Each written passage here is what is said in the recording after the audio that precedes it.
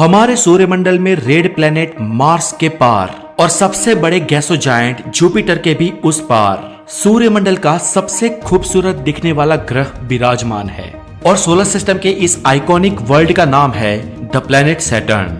दोस्तों ये ग्रह अपने खूबसूरत रिंग्स के कारण पृथ्वी के बाद सबसे ज्यादा रिकॉग्नाइज प्लेनेट है।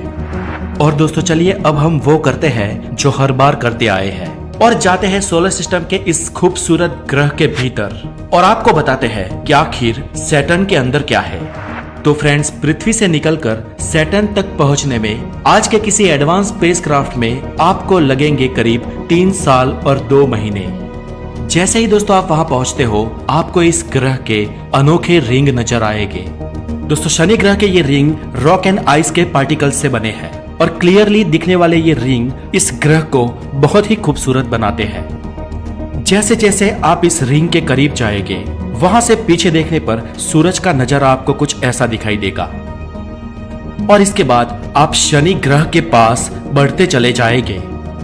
यहाँ से दोस्तों आपको सैटर्न के मून्स यानी कि उसके नेचुरल सैटेलाइट्स भी दिखेंगे।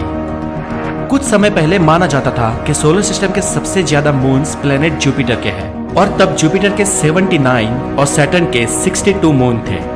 लेकिन अक्टूबर 2019 में सैटर्न के और 20 मून्स खोजे गए और इसे मिलाकर आज प्लेनेट सैटर्न के कुल 82 मून्स हैं, जिनमें से 53 का ऑफिशियली नामकरण हो चुका है और बाकी के सारे बेनाम है।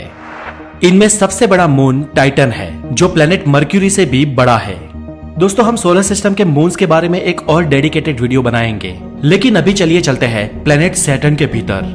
जैसे ही आप इस प्लेनेट के नजदीक पहुंचेंगे आपको फील होगा कि इस प्लेनेट की डेंसिटी बहुत ही कम है।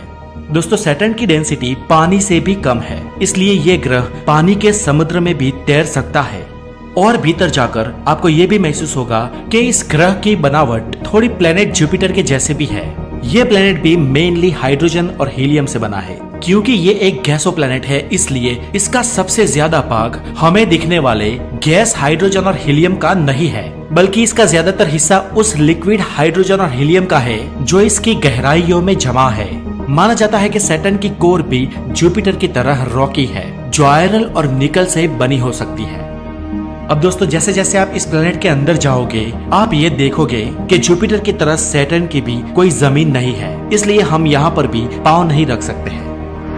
इस ग्रह की और गहराइयों में जाने पर एक के बाद एक बादलों की परत आपको आती जाती हुई दिखाई देगी और इस जगह पर तापमान बेहद ही कम होगा।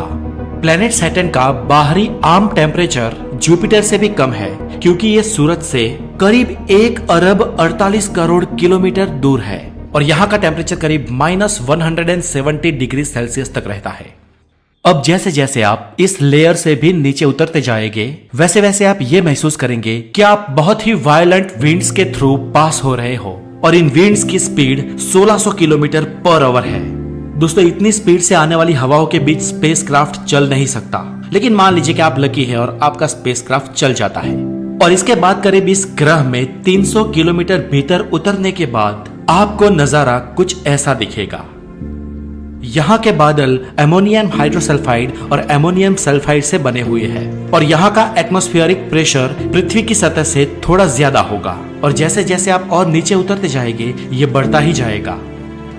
जैसे ही आप बादलों की दूसरी लेयर को पार करेंगे आप पृथ्वी के मुकाबले 10 गुना ज्यादा प्रेशर महसूस करेंगे और यहाँ पर आगे धीरे धीरे टेम्परेचर भी बढ़ता जाएगा। दोस्तों यहाँ से और नीचे उतरने के बाद आपको पानी के भरे बादल दिखाई देंगे जैसे हमारी पृथ्वी पे होते हैं। आप इन बादलों के बीच से आगे बढ़ रहे होंगे और यहाँ पे आप कई सारी मनमोहक चीजें देखेंगे जैसे कि यहाँ पर होने वाली बारिश, बिजली का कड़कना और ये घुमरारे बादल।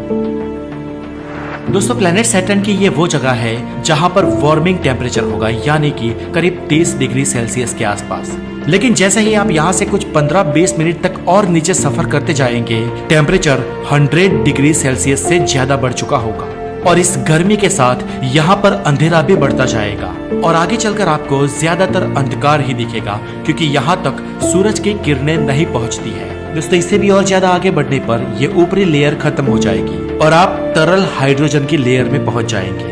यहाँ पर हाइड्रोजन लिक्विड मेटालिक फॉर्म में मौजूद होगी। हालांकि यहाँ पर पहुंचने के बाद कोई भी इंसान जिंदा नहीं रह सकता, लेकिन मान लीजिए कि अगर आप जिंदा रहते हैं तो यहाँ पर आप सैटर्न के ये अद्भुत नजारे देखने के लिए समर्थ होंगे।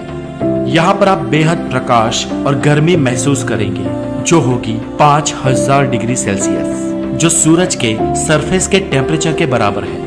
यहाँ से नीचे उतरने पर तापमान और बढ़ता जाएगा 6000, 7000, 8000, 9000, 10000 डिग्री सेल्सियस। और यहाँ पर ये तरल हाइड्रोजन इतनी सघन हो जाएगी कि आपको अंदर जाने ही नहीं देगी। लेकिन मान लीजिए कि किसी तरह और नीचे आप उतर जाते हैं तो अब आगे बढ़ना आपके लिए बहुत मुश्किल होगा और अब कुछ किलोमीटर के फासले तक नीचे उतरने के लिए भी आपको कई दिन लगेंगे। आपको यहाँ से नीचे उतरने के लिए और ज्यादा फोर्स की जरूरत पड़ेगी और इस लेयर से और 15000 किलोमीटर तक आगे बढ़ने के बाद आप एक लेवल तक पहुँचने के बाद प्लेनेट सैटर्न की कोर तक पहुँच जाएंगे। प्लेनेट सैटर्न का ये कोर हिस्सा चट्टानों और कई और दुर्लभ धातुओं से मिलकर बना है। दोस्तों, इस लेवल पर आप वहां पहुंच गए हो जिसे गैसो प्लैनेट्स का सेंटर माना जाता है और ये वो दुर्लभ जगह होगी, वो दुर्लभ नजारा होगा जिसे आपने अपनी एंटायर लाइफ में न देखा होगा। दोस्तों, गैलीलियो ने सन 1610 में प्लेनेट सैटर्न को दूरबीन से देखा था और तब उसने पहली बार दूरबीन से प्लेनेट सैटर्न के रिंग्स देखे थे और तब गैलीलियो ने कहा था कि शायद प्लेनेट सैटर्न के 2 कान भी है। पर फ्रेंड्स, क्या आपको पता है आप लोग आज के जमाने में गैलीलियो से भी ज्यादा नसीब वाले हो, क्योंकि जो गैलीलियो भी नहीं जानता था वो आप इस ग्रह के बारे में टेक्नोलॉजी के माध्यम से आज जान गए हो।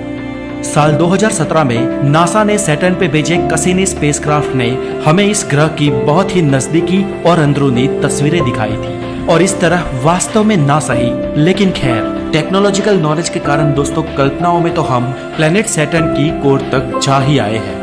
And thanks to science and technology जिसने हम पृथ्वीवासियों को एक नई दुनिया की पहचान करवाई। तो दोस्तों, आज के लिए इतना ही। ये वीडियो आपको कैसा लगा मुझे कमेंट करके जरूर बताएं और अगर आप नए हैं तो साइंटिफिक नॉलेज के लिए द नॉलेज को सब्सक्राइब करके बेल आइकन जरूर बजा दें। अपना बहुत सारा ध्यान रखें। Have a good day, take care.